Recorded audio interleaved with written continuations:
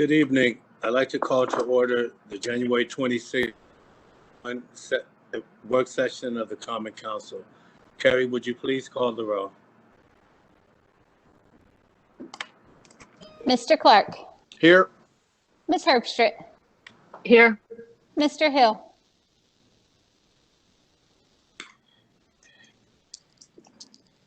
Mr. Here. Hill. Thank you. Here. Ms. McKiernan. Here. Mr. Sullivan. Here. Mr. Veach.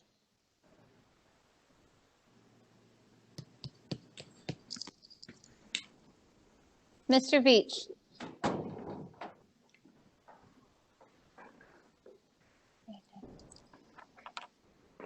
Mr. Bell. Here. Mr. Milstead. Here. Mayor Smith. Here. And councilors, I would remind you to please mute yourselves when you're not speaking.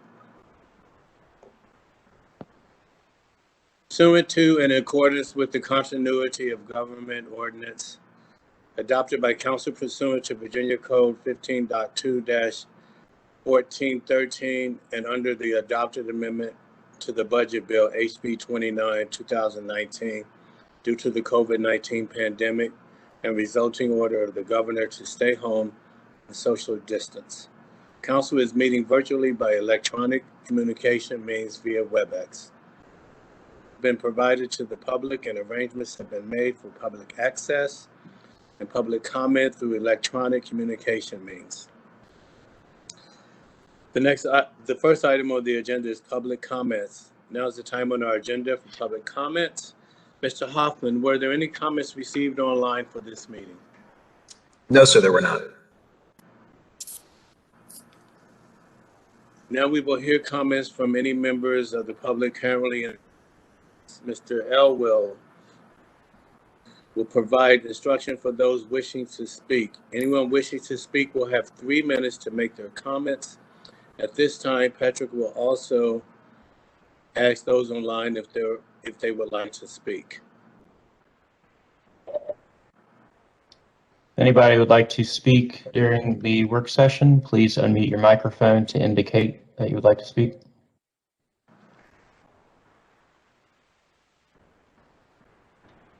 Seeing none, Mr. Mayor. Thank you. I will now close public comments and move on to the agenda. The first item on the agenda is a resolution authorizing the submission of a substantial amendment to the U.S. Department of Housing and Urban Development for the purpose of including Community Development Block Grant Coronavirus Funds to the 2019 Annual Action Plan. Presented by Shirley, Community Development Manager. Good evening, Shirley. Good evening, Mayor, Council President, members of Council. Thank you for allowing us to present to you this evening. We are requesting your approval for the substantial amendment to the CDBG 2019 Annual Action Plan to include a potential allocation of coronavirus funds. The Federal CARES Act allows for supplemental funding to entitlement communities through the CDBG CV program. Winchester, as an entitlement community, is eligible to apply for and receive $315,815. The purpose of these funds is to assist organizations prevent, prepare for, and respond to the coronavirus in their communities. For some background information, the Winchester Community Development Committee decided at their December meeting that this allocation should be used for subsistence payments, which include rental, mortgage, and utility payments, and or for food assistance projects for low to moderate income individuals impacted by COVID-19. Next slide, if that's okay. Thank you. For the application process, we will need to do a substantial amendment to our 2019 Annual Action Plan to include the proposed use of funds. When this amendment is approved, we will turn it into the U.S. Department of Housing and Urban Development, and we'll enter into a grant agreement to receive the funding. We will likely then do an RFP process, put it out to the community for eligible applicants to apply to use the funds, and Eligible applicants that can use these funds are 501c3 nonprofits located in the city or that service a majority population located in the city of Winchester. All of these funds will be used for City of Winchester citizens. When the RFP process is completed, we will then award funding. Thank you. Just to reiterate, we are recommending that this allocation be used for short-term subsistence payments not to exceed 3 consecutive months for individuals and families that meet that LMI threshold and that are impacted by COVID-19. Thank you. Next slide, please. For the LMI guidelines that I mentioned earlier, we get this information from Virginia Housing. The chart below, sorry, it might be a little hard to see, but that is from the Virginia Housing website. That just defines that low to moderate income level individuals are making 80% or less of our area median income. So that income currently for Winchester, West Virginia, Virginia MSA is around $83,000. So that's what numbers we will be looking at to see what individuals can receive this funding. Thank you. Are there any questions or comments about the substantial amendment or about the proposed use of funding for the allocation? Thank you, Shirley. You're welcome. Thank you. Councilors, do you have any questions for Shirley?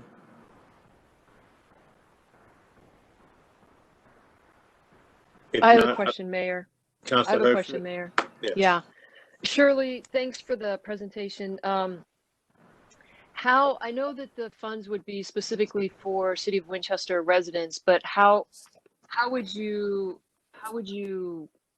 that be confirmed? Sure. Good question, Kim. Councilor Herbstreit. We will have to do reporting regularly for this CV funds. So the nonprofit that we award the funding to will have to verify address and location of each recipient and turn that information into us on a regular basis.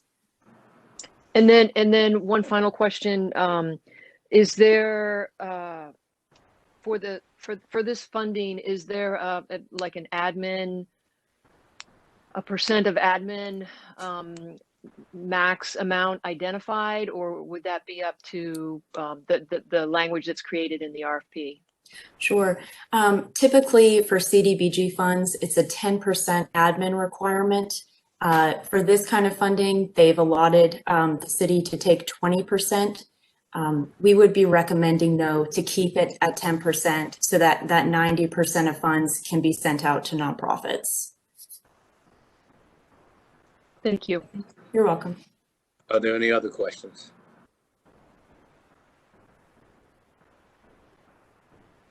I'll now entertain a motion. Motion to approve. Second, Milstead. Second.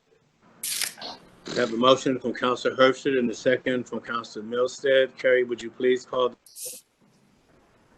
Mr. Bell, Yes. Mr. Clark, Yes. Ms. Herbstreit, Yes. Mr. Hill, Yes. Ms. McKiernan, Yes.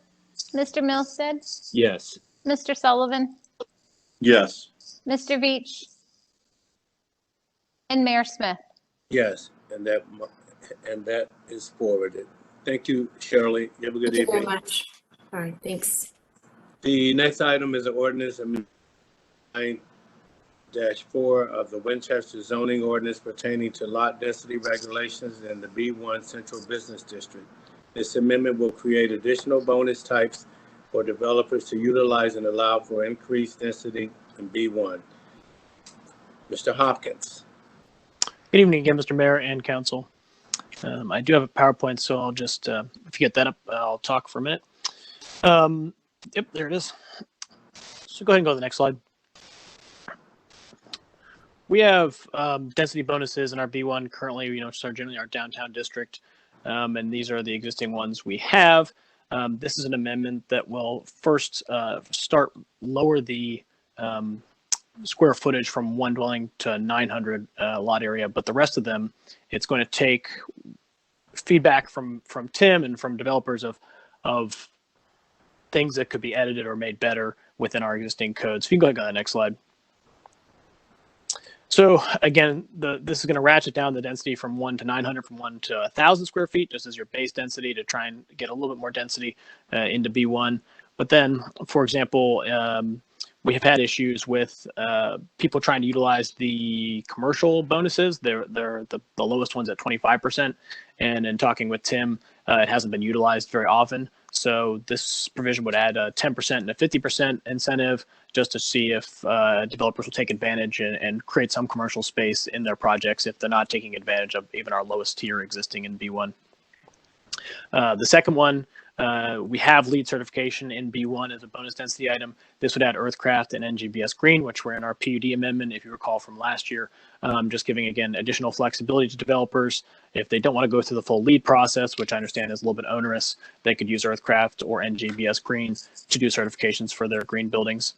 And then finally, outdoor residential amenities. We do have a provision for indoor residential amenities, and it really is capped at that. We've had developers approach us and say, well, what if we wanted to put in a basketball court or a tennis court? And we say, well, is it inside? And so this really is trying to make an availability for them to utilize another type of amenity just being outdoor. So those are the main changes of this item. And I have some examples as well. So go ahead and go to the next slide. This is 139, 145 North Loudon. It's roughly 1/4 of an acre. Go ahead and go to the next slide. So using the new items in here, you can see that the 1 per 900 produces a base density of 12. You go through that list. For 1/4 of an acre, this would produce 24.8 units. The 1 per 900 from 1 per 1,000 produces roughly 3 extra units at that 1/4 acre size. So if you're looking for just kind of a benchmark of what that 1 per 1,000 to 1 per 900 is going to do, it's roughly 3 units at a 1/4 acre size. Go to the next slide. This is 308 North Braddock. Go ahead and go to the next slide. Similarly, this is a little bit larger site. It's roughly 58% of an acre. And you can see here, you get a little bit more on your base density there because it's a larger lot. But at the end, you end up with 56.97 units. And if you recall, earlier this month, I believe we had the final on the prior B1 item. This would trigger a CUP at this time. So not only would this, incentivize developers to provide us with, different options and great things that we'd want and the buildings get built, but, hopefully that package that would come before you would have these items in it. And this is giving more options for developers to bring before you. I'll take questions. Thank you, Mr. Hopkins. Councilors, do you have any questions for Mr. Hopkins? Clark. Council Clark. Thank you, sir. Frank, you've done a really good job with this. We continue to refine this process, and it gets better all the time. I'm still going to be the guy that continues to talk about greening up Winchester. I don't see anything for solar bonuses on solar roofs or green roofs, and I want to keep talking about that until the rest of my fellow peers come around to my way of thinking with the importance of using solar energy and or green roofs. Thank you very much. Councilor Clark, if I can address that, we do have a presentation coming up about solar energy in the very near future, hopefully in February. Appreciate that. Thank you. You're welcome. Are there any other questions, Hopkins? Yes, Mayor Smith. Frank, this is Councilor Bell. Councilor Bell. When we're looking at, obviously, we're looking at greater density and creating incentives to encourage developers in the B1 district, in particular, reference to the 2 examples you used. How realistic is it that we can expect anybody to implement the outdoor recreational facilities you're talking about, a large-scale pool or a basketball court, when we're talking about how to increase densities on 1/4 acre lots? How do you see this actually being used as an incentive that's realistic? Yes, so that's a very, very good point. I think for the majority of people utilizing the bonus densities for residential amenities, I think it probably will be indoor. We have had conversations with developers who had larger sites who wanted to combine multiple parcels and had explored that idea. And so I did add it. I think your point is very well taken, though, that B1, generally, they're going to be smaller lots, and they likely will not be implementing probably one of the outdoor ones. But I think one of the other things that could be considered is possibly some sort of roof type structure. If you did a basketball court, tennis court, or a pool.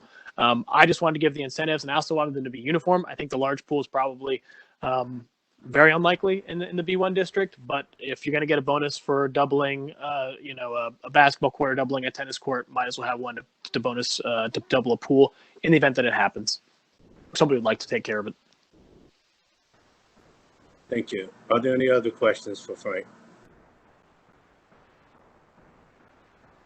I have one last question. Well, it's not a question. I just want to thank you, Frank, for presenting this to us and making it flexible for those invest in the B1 district. At some point, I can see rooftop basketball courts and such. Hopefully, we will get there. And with that, I'll entertain a motion. So moved. Second. So I have a motion from Councilor Milstead and a second from Councilor McKiernan. Carrie will call. Mr. Bell, Yes. Mr. Clark, Yes. Ms. Herbstritt, Yes. Mr. Hill, Yes. Ms. McKiernan, Yes. Mr. Milstead, Yes. Mr. Sullivan, Yes. Mr. Veach, and Mayor Smith. Yes, and that motion is forwarded. The last item that we have on the agenda is an ordinance to establish the election schedule for the presented by Melissa Michelson, City Attorney. Thank you, Mayor. This is more of a housekeeping matter than anything else. As you recall, we adopted an ordinance when the school board membership not only changed from 9 to 7 members, but also changed from being appointed by council to being elected by the voters of Winchester. And the school board members appointed for the 2022 term, their appointment actually was until June 30th, 2022, which doesn't coincide with the election cycle of 2022. So we need to extend those 3 2022 term members to December 31, 2022 to be in line with the election cycle. And I have happy to answer any questions. Are there any questions for Melissa?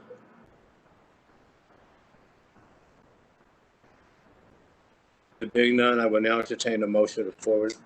Motion to forward, Hill. Bell. I have a motion from Councilor Hill and a second from Councilor Bell. Call the roll. Mr. Bell, Yes. Mr. Clark, Yes.